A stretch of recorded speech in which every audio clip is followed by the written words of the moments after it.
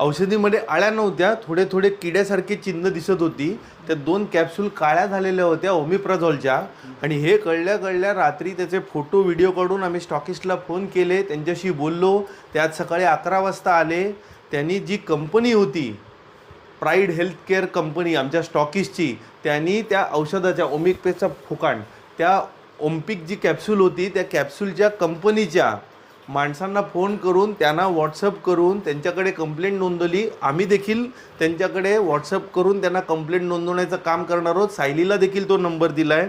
रोन पोल्यू म्हणून ती कंपनी आहे आणि या कंपनीची सगळी औषधं आम्ही काढून घेतलेली आहेत आणि ती पॅक करून त्यांच्याकडे रिटर्न करणार आहोत.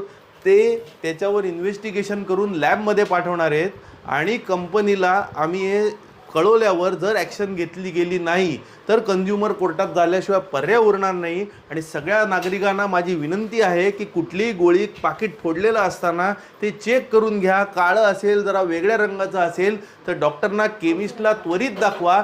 डोळे मिटून कुठलीही गोळी घेऊ नका, किती एक्सपायरी डेट चांगली असेल तर. धन्यवाद. माझं नाव मानसी राणे.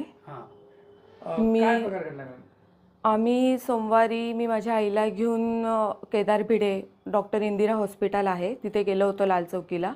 तिचा हात दुखत होता. त्यामध्ये तिला डॉक्टरांनी ॲसिडिटीच्या मेडिसिन दिल्या होत्या.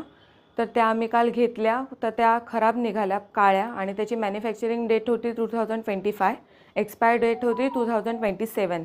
स्टील त्या पाकिटातल्या सगळ्या गोळ्या खराब काळ्या निघाल्या आणि जेव्हा आम्ही त्या मेडिसिन तोडल्या त्याच्यातून लिटरली अळ्या निघाल्या आहेत. सो मॅन्युफॅक्चर 2027ची असूनसुद्धा अशा खराब मेडिसिन निघत आहेत. तर